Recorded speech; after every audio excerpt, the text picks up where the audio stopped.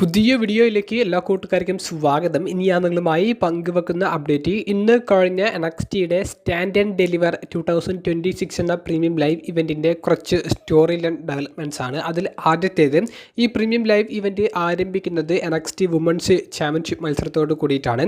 Triple threat മത്സരമായിരുന്നു. നിലവിലെ ചാമ്പ്യനായ Jacy Jayne, Kendal Grey, Lola Vice തുടങ്ങിയവർക്കെതിരെയാണ് ടൈറ്റിൽ ഡിഫെൻഡ് ചെയ്തത്.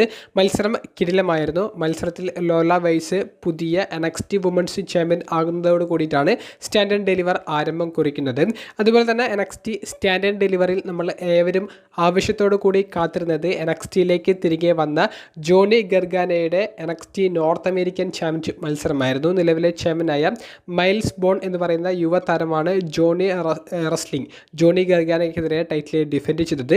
ഗംഭീരമായിട്ടുള്ള ഒരു മത്സരമായിരുന്നു. ജോണി ഗർഗാനയെ NXTയിൽ എങ്ങനെയാണോ റെപ്രസെൻറ്റ് ചെയ്തിട്ടുണ്ടായിരുന്നത് അതേ രീതിയിലുള്ള ഒരു ടൈം അദ്ദേഹത്തിന് പെർഫോം ചെയ്യാൻ വേണ്ടി കൊടുത്തിട്ടുണ്ടായിരുന്നു. മത്സരത്തിൽ മൈൽസ് ബോൺ തന്നെ ടൈറ്റിൽ റിട്ടേൺ ചെയ്തതാണ് നമുക്ക് കാണാൻ സാധിച്ചത്. അതിനുശേഷം ഡാർക്ക് സ്റ്റേറ്റ് എന്ന ഫാക്ഷനിലെ അംഗം വന്ന് സ്റ്റീൽ ചെയർ ഉപയോഗിച്ചും ആക്രമിക്കുന്നതായിട്ടുള്ള ഒരു മൊമെൻറ്റ് കാണാൻ സാധിച്ചു. അപ്പോൾ മൈൽസ് ബോണിൻ്റെ അടുത്ത ചാമ്പ്യൻഷിപ്പിനുള്ള എതിരാളി ആരാണെന്നുള്ളതും വളരെ വ്യക്തമായി അവർ കാണിച്ചു തന്നിട്ടുണ്ട്.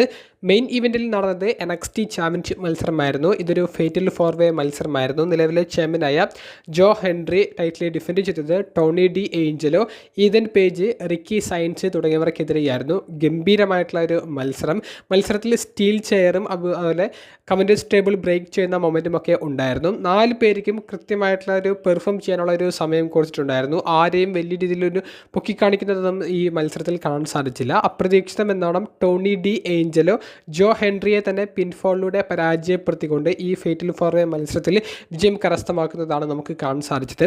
മത്സരത്തിൻ്റെ ഒരു തുടക്കം മുതൽ ഏകദേശം അവസാനം വരെ ഈതൻ പേജും റിക്കി സയൻസും ഒരു ടീം പോലെയാണ് പെർഫോം ചെയ്തത്. ടോണി ഡി ഏഞ്ചലോയ്ക്കെതിരെയും ജോ ഹെൻറിക്കെതിരെയും ഇവർ ടീമായിട്ടുള്ള മൂവ്സ് ചെയ്യുകയും ടീമായിട്ട് ആക്രമണം കാഴ്ചവെക്കുന്നതും നമുക്ക് കാണാൻ സാധിച്ചു. പക്ഷേ പതിവ് പോലെ ഇവരും തമ്മിലുള്ള ഒരു കമ്മ്യൂണിക്കേഷൻ ഗ്യാപ്പ് വരുന്നു. അവിടെ ഇവർ തമ്മിലുള്ള ഒരു ഫൈറ്റിലേക്ക് പോകുന്നു. അവസാനം കമൻറ്റേഴ്സ് ടേബിളിലേക്ക് ഈതൻ പേജ് റിക്കി സയൻസിനെ അടിക്കാൻ ശ്രമിക്കുമ്പോഴാണ് ടോണി ഡി ഏഞ്ചലോ ഓടി വന്നുകൊണ്ട് ഇവരെ രണ്ടുപേരെയും തള്ളിയിടുന്നത്. ഈ അവസരത്തിൽ അദ്ദേഹം റിങ്ങിലേക്ക് കയറി ജോ ഹെൻറിയെ പിൻഫോളിലൂടെ പരാജയപ്പെടുത്തിക്കൊണ്ട് പുതിയ NXT ചാമ്പ്യൻ ആകുന്നതുമാണ് നമുക്ക് കാണാൻ സാധിച്ചത്. Tony D'Angelo NXT tag team ചാമ്പ്യൻഷിപ്പും NXT നോർത്ത് അമേരിക്കൻ ചാമ്പ്യൻഷിപ്പും NXTയുടെ ഹെറിറ്റേജ് കപ്പും മുൻപ് വിജയിച്ചിട്ടുണ്ട്. NXTയിലെ ട്രിപ്പിൾ ക്രൗൺ വ്യക്തിയായി മാറാൻ ഇപ്പോൾ ടോണി ഡി ഏഞ്ചലോയ്ക്ക് സാധിച്ചിട്ടുണ്ട്. ഇപ്പോൾ പുറത്തേക്ക് വരുന്ന ചില അപ്ഡേറ്റ്സിൽ NXTയുടെ ഗ്രാൻഡ് സ്ലാം ചാമ്പ്യനായി എന്നുള്ള ഒരു അച്ചീവ്മെൻറ്റ് കൂടി ടോണി ഡി ഏഞ്ചലോയ്ക്ക് സ്വന്തമാക്കാൻ സാധിച്ചു എന്നാണ് അറിയാൻ സാധിക്കുന്നത്. ഈതൻ പേജ്, റിക്കി സയൻസ് തുടങ്ങിയവരൊക്കെ NXTയിൽ നിന്ന് മെയിൻ റോസ്റ്ററിലേക്ക് വരാനുള്ള സാധ്യതകൾ ഉണ്ട് എന്നുള്ളൊരു റൂമർ കൂടി പുറത്തേക്ക് വരുന്നുണ്ട്.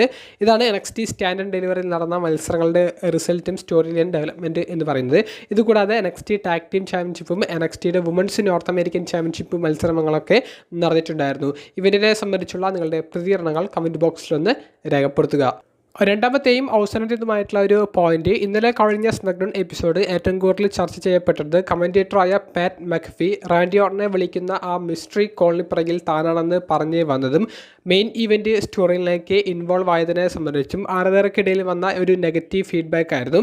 ഈ നെഗറ്റീവ് ഫീഡ്ബാക്ക് ആരാധകർക്കിടയിൽ മാത്രമല്ല വന്നിട്ടുള്ളത്, WWEയുടെ ക്രിയേറ്റീവ് ടീമിൻ്റെ ഇടയിലേക്ക് വന്നിട്ടുണ്ട് എന്നുള്ള ഒരു അപ്ഡേറ്റ് ആണ് നിലവിൽ നമുക്ക് ലഭിക്കുന്നത്. ഇന്നലത്തെ വീഡിയോയിൽ ഞാൻ പറഞ്ഞിട്ടുണ്ടായിരുന്നു, PW ഇൻസൈഡർ റിപ്പോർട്ട് ചെയ്യുന്ന ഒരു അപ്ഡേറ്റ് അനുസരിച്ച് WWEയുടെ പാരന്റ് കമ്പനിയായ TKയുടെ നിർദ്ദേശപ്രകാരമാണ് ഈ ഒരു സ്റ്റോറി ലൈനിലേക്ക് പാറ്റ് മക്ഫി എന്ന് പറയുന്ന സെലിബ്രിറ്റി കമൻറ്റേറ്ററിനെ ആഡ് ചെയ്യുന്നത്. അല്ലാതെ ക്രിയേറ്റീവ് ടീമിനെ പാറ്റ് മക്ഫിയെ റാൻഡി ഓർട്ടനെ വിളിക്കുന്ന ആ ഒരു കോളിന് പിറകിൽ പാറ്റ് മക്ഫി ആണെന്ന് പറഞ്ഞുകൊണ്ട് കൊണ്ടുവരാൻ യാതൊരുവിധ താല്പര്യമോ പ്ലാനോ ഉണ്ടായിരുന്നില്ല.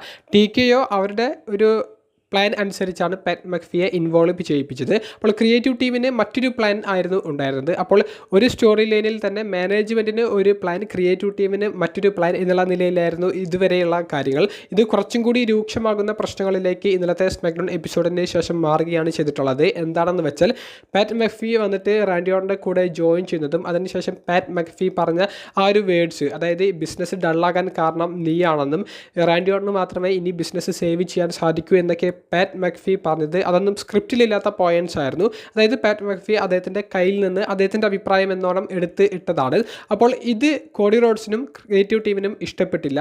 അതിനുള്ള ഒരു മറുപടിയാണ് കോഡി റോഡ്സ് സ്മാക്ഡൗണിൻ്റെ ഇടയിൽ നടത്തിയ ഒരു പ്രൊമോ എന്ന് പറയുന്നത്. അപ്പോൾ ഏതൊരു സ്ക്രിപ്റ്റഡ് പ്രോഗ്രാം ആയാലും ഇതിൻ്റെ ഒരു ഇൻറ്റേർണൽ ഷീറ്റ് ഉണ്ടായിരിക്കും. ഓരോ പ്രോഗ്രാമും ഓരോ സെഗ്മെൻറ്റ് കഴിഞ്ഞാലും അടുത്തത് എന്ത് വരണം എന്നുള്ളത്. അപ്പോൾ ആദ്യത്തെ ഒരു ഇൻറ്റേർണൽ സെഗ്മെൻറ്റിൻ്റെ ആ ഒരു ഷീറ്റിൽ ലിസ്റ്റ് ചെയ്യപ്പെട്ടിട്ടുള്ളതിൽ കോഡി റോഡ്സിൻ്റെ ഒരു പ്രൊമോ ഉണ്ടായിരുന്നില്ല.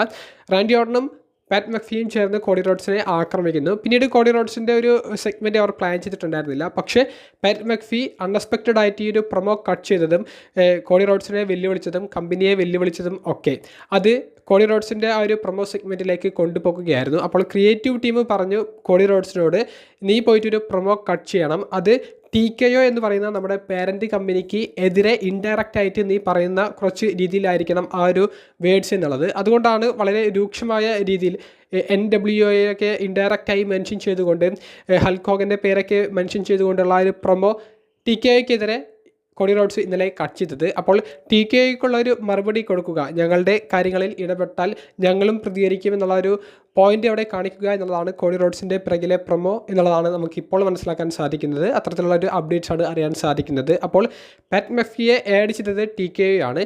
അതിനുള്ള മറുപടിയാണ് ഇപ്പോൾ കോഡി റോഡ്സിൻ്റെ പ്രൊമോയിലൂടെ കൊടുത്തിട്ടുള്ളത്. അപ്പോൾ ഇപ്പോഴത്തെ കാര്യങ്ങളുടെ ഒരു കിടപ്പ് അനുസരിച്ച് TKO എന്ന് പറയുന്ന പാരൻറ്റ് കമ്പനിയും WWE ക്രിയേറ്റീവ് ടീമും രണ്ട് തട്ടിലാണ് ഉള്ളത്. അതുകൊണ്ട് തന്നെ പ്രശ്നങ്ങൾ നല്ല രീതിയിൽ രൂക്ഷമാകാനും ചിലപ്പോൾ ക്രിയേറ്റീവ് തലത്തിൽ നിൽക്കുന്ന ഹയർ ആയിട്ടുള്ള ഒഫീഷ്യൽസിൻ്റെ ജോലി തെറിക്കാനും സാധ്യതയുണ്ട്. സൂപ്പർ സ്റ്റാർസിന് വലിയ പ്രശ്നം നേരിട്ടില്ലെങ്കിലും പോലും ക്രിയേറ്റീവ് ടീമിൽ വലിയ ഒരു അഴിച്ചുപണി നടക്കാൻ സാധ്യതയുണ്ട്. ചിലപ്പോൾ ട്രിപ്പിൾ എച്ചിൻ്റെ അടക്കം സ്ഥാനം തെറിക്കാനുള്ള സാധ്യതകൾ ഉണ്ട് എന്നുള്ളൊരു റൂമേഴ്സും പുറത്തേക്ക് വരുന്നുണ്ട്. അപ്പോൾ TKO എന്ന് പറയുന്ന കമ്പനി ബിസിനസ് പരമായിട്ട് മാത്രമേ WWE കാണുന്നുള്ളൂ. അവിടെ ഫാൻസിനോ സ്റ്റോറി ലൈനോ യാതൊരുവിധ വിലയും അവർ കൊടുക്കുന്നില്ല. അപ്പോൾ അതിനുള്ള തക്കതായിട്ടുള്ള ഒരു മറുപടിയാണ് കോഡി റോഡ്സിൻ്റെ ഇന്നലത്തെ പ്രൊമോ എന്ന് പറയുന്നത്. അപ്പോൾ ഞങ്ങളുടെ ഷോയിൽ ഞങ്ങൾക്ക് എന്ത് വേണമെങ്കിലും ചെയ്യാം എന്ന് ക്രിയേറ്റീവ് ടീം കാണിച്ചു കൊടുക്കുമ്പോൾ അത് കമ്പനിയെ വെല്ലുവിളിക്കുന്നതിന് TKOയെ വെല്ലുവിളിക്കുന്നത് തുല്യമാണ്. അതുകൊണ്ട് തന്നെ പ്രശ്നങ്ങൾ നല്ല രീതിയിൽ രൂക്ഷമായിട്ടുണ്ട്. അപ്പോൾ ഇത് ഇനി കെട്ടടഞ്ഞു പോകുമോ അതോ കമ്പനിയിൽ വലിയ അഴിച്ചുപണികൾക്ക് തുടക്കമാകുമോ എന്നൊക്കെ വരുന്ന ആഴ്ചകളിൽ നമുക്ക് കണ്ടറിയാം. എന്തായാലും റസൽമേനിയ 42 സ്റ്റോറി ലൈനുകൾ കൊണ്ട് ബാക്ക് സ്റ്റേജിലെ ഇപ്പോഴത്തെ പ്രശ്നങ്ങൾ കൊണ്ടും വലിയ രീതിയിൽ ചർച്ച ചെയ്യപ്പെടുന്ന ഒരു ഇവൻ്റായി മാറാൻ വലിയ സാധ്യതകളുണ്ട്. അത്തരത്തിലുള്ള ഒരു വാർത്തകളുമാണ് നമുക്ക് അറിയാൻ സാധിക്കുന്നത്. വീഡിയോ സംബന്ധിച്ചുള്ള നിങ്ങളുടെ പ്രതികരണങ്ങൾ കമൻറ്റ് ബോക്സിലൊന്ന് രേഖപ്പെടുത്തുക. അപ്പോൾ അടുത്തൊരു വീഡിയോയുമായി കാണുന്നത് വരെ ബൈ.